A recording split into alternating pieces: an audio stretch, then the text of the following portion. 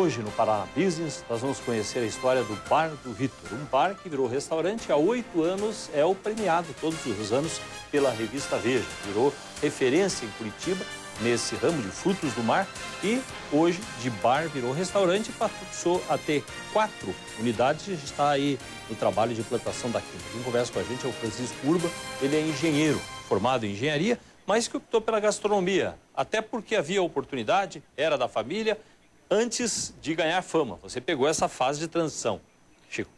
Na verdade, o Bar do Vitor sempre teve muita fama, mas não tinha os prêmios. Ele é muito tradicional, acho que em Curitiba a população é tradicionalista, apesar que hoje também a gente vê que Curitiba mudou muito, né? Então, hoje 50% da população já não é mais curitibanos. Então, a gente lida muito bem com o público de Curitiba e temos que ir ganhando os novos moradores da cidade. O que é que fez essa mudança, além da oportunidade? Você gostava de gastronomia? Você esperava trabalhar com isso? Não, nunca imaginei assim, que algum dia eu trabalharia em restaurantes. Eu fiz engenharia, queria estudar planejamento em obras e tudo mais. Mas, como eu casei com a filha do Vitor, surgiu a oportunidade. Eu gosto muito de vinho, então vinho e gastronomia andam muito juntos, na verdade se confundem até. E fui conseguindo evoluir em todos os sentidos, como dono de restaurante, como gestão, que é algo que eu sempre gostei, como conhecedor de vinhos, enófilo, né, como a gente costuma chamar, e também como um empreendedor. Daí é outro lado que eu tenho. E vem lá dos anos 50 como bar, um bar pequeno, tradicional, mas de bairro, e aí tinha que fazer uma mudança, ganhar o mercado, criar essa referência toda. Onde é que você acha que houve o acerto para chegar lá? Olha, primeiro a gente tentou dar condição de trabalho para a equipe, né? Eu acho que 3 pontos eu herdei do seu Vitor, que era o produto, o público, que ele já tinha, e a localização, né? Já tinha um ponto também. Então, esses 3 itens já facilitaram muito a minha vida.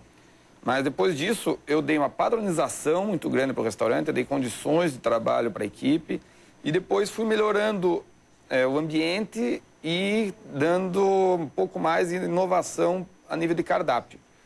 Então, isso foi ali de 99, quando eu comecei a trabalhar no restaurante, até 2004, 2005, foi esse período de ajuste, de construção. Em 2003 teve uma reforma muito grande no restaurante, onde a gente trocou piso, trocou janelas, refez a cozinha inteira. Então, foi um momento ali que a gente começou a dar a virada para virar uma marca, digamos assim, não só um restaurante. E aí, essa mudança se refletiu nos prêmios que vieram e que ajudaram daí a consolidar a imagem. Com certeza. A gente já tem 8 anos que a gente ganha o prêmio da Veja como o melhor restaurante de frutos do mar. Na verdade, não são 8 anos seguidos do Bar do Vitor, porque teve um ano que foi o Bistrô do Vitor que ganhou. Então, mas está sempre dentro do grupo. Tivemos alguns anos onde a gente foi, todos os votos foram nossos, então isso aí mostra que o trabalho está sendo bem feito. E a partir disso, as outras unidades, como é que foram surgindo? Então, em 2007, a gente teve uma conversa com o pessoal da Multiplan, do Parque Shopping Barigui, a respeito de montar um restaurante lá. A conversa começou, eles tinham uma área grande para fazer vários restaurantes, foi bem interessante a conversa, mas acabou não evoluindo nesse primeiro momento. E daí, um primo de um grande amigo meu tinha montado uma cervejaria em Santa Felicidade e junto dessa cervejaria tinha um barracão, onde era uma antiga fábrica de móveis ali na Manuel Ribas, e surgiu a oportunidade de a gente montar um restaurante lá.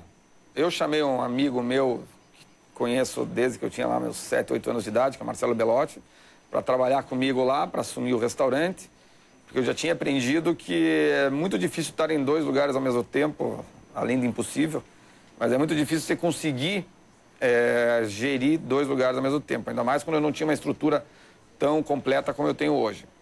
Então, em 2007, a gente fez um projeto bem bacana para Santa Felicidade. O Gastão Lima, que era o arquiteto, ele acertou muito no conceito de espaço, de ambientação e tudo mais, e começou a Petiscaria do Vitor. E é um projeto que deu certo, já são 5 anos em funcionamento.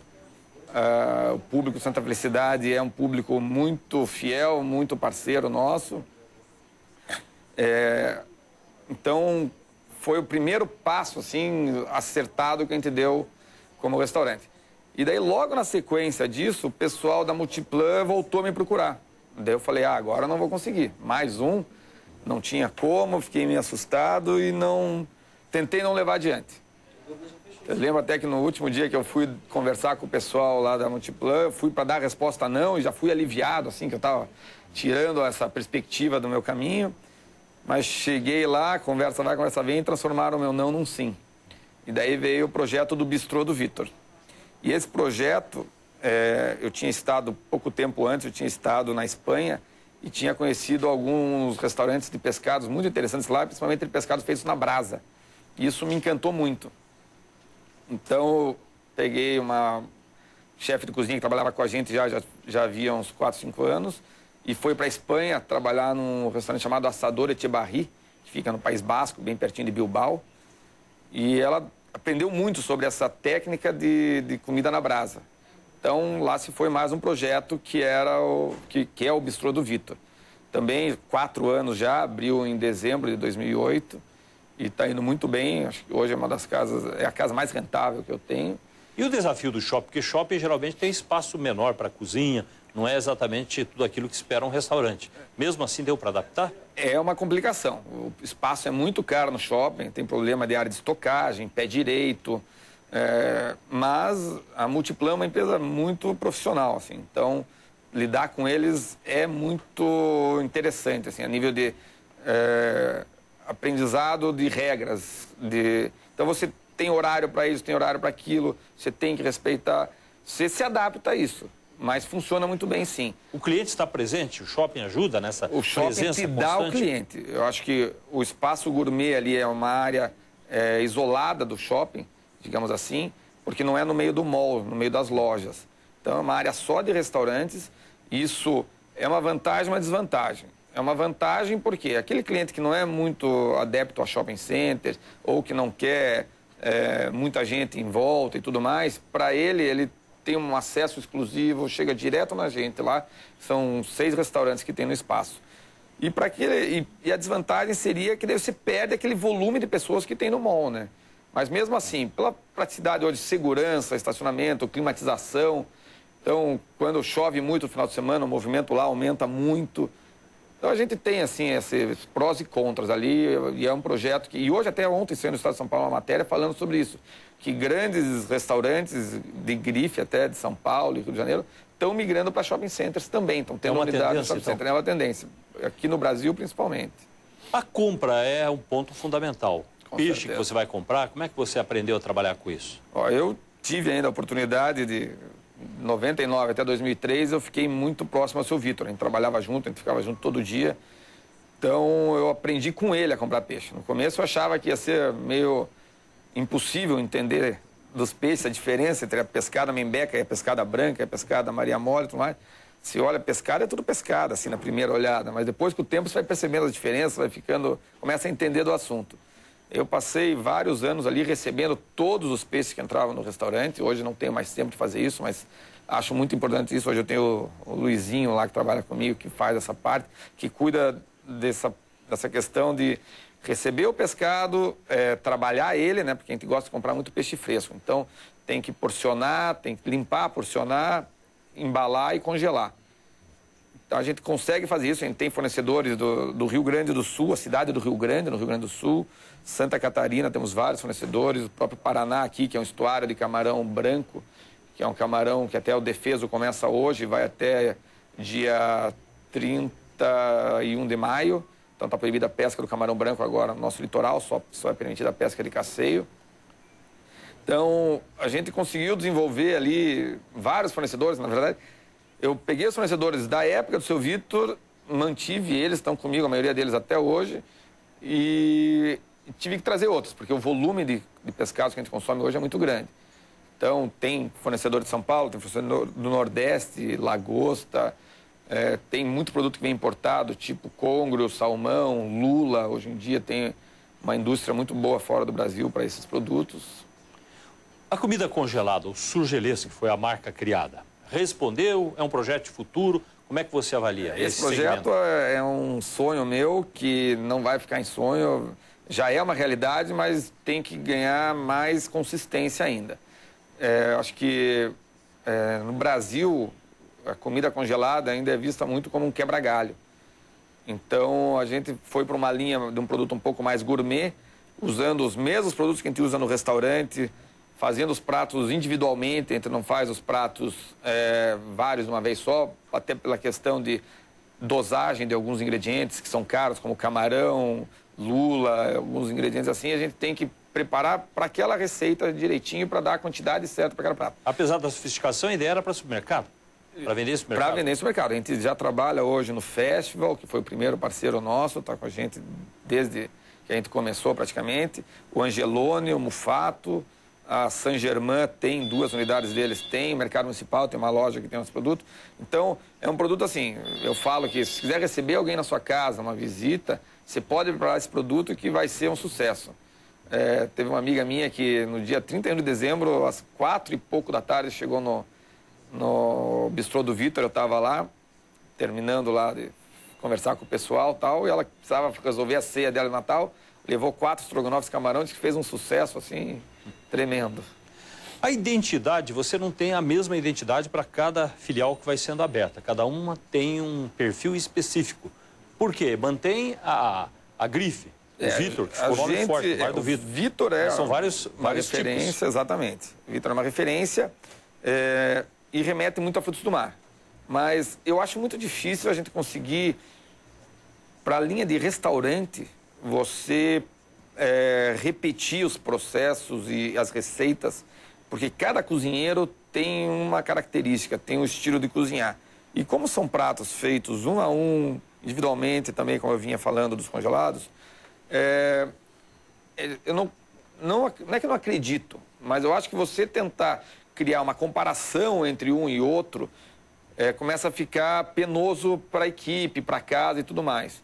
Então eu dou um pouco mais de liberdade para eles, eu deixo cada um ter a sua identidade, tanto a parte de ambiente, que elas não se repetem, quanto a parte de comida, a parte de cozinha.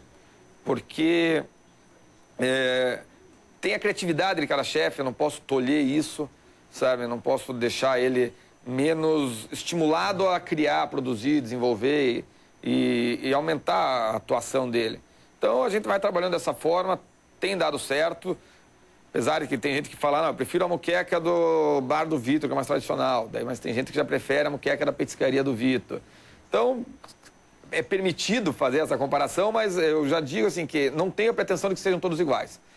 Tem esse projeto novo nosso, que é o Vitor Fish and Chips, que a gente está tentando, começou em março do ano passado, vai completar 1 ano agora, que é um projeto que a gente tenta fazer um meio termo entre um restaurante e um fast food, onde a gente diminui um pouco o serviço, o cliente tem que chegar no balcão, fazer seu pedido e depois ele vira o restaurante, porque daí ele se senta e a gente serve ele.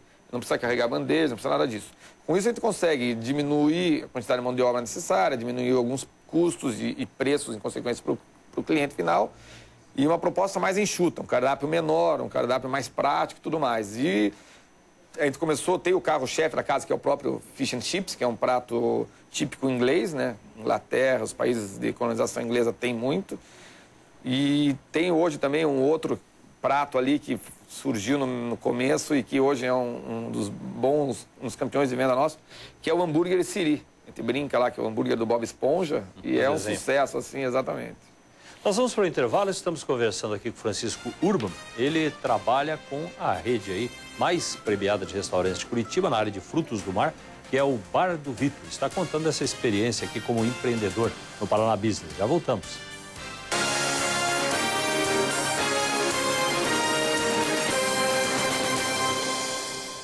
Hoje nós estamos conversando com o Francisco Urban, que trabalha já há muitos anos na construção da rede de restaurantes oriundos do Bar do Vitor, que levam essa marca e que tem aí vencido nos últimos 8 anos em Curitiba o prêmio de melhor restaurante de frutos do mar, com as suas unidades todas.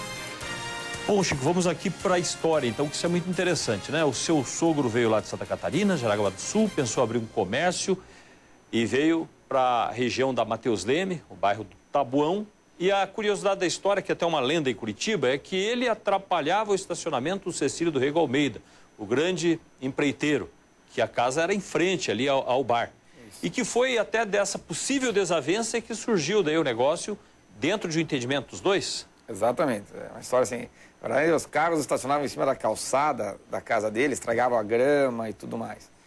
E foram vários anos, digamos assim, de briga. Eles moravam na mesma rua. Tanto o Cecílio quanto o seu Vitor moravam na Travessa Pio XII. E o restaurante e a entrada nova da casa do Cecílio são na Matheus Leme. Foi uma época, assim, dos Cecílios, seguranças da casa, pegarem os carros e tirarem em cima da grama e colocarem na rua e tudo mais.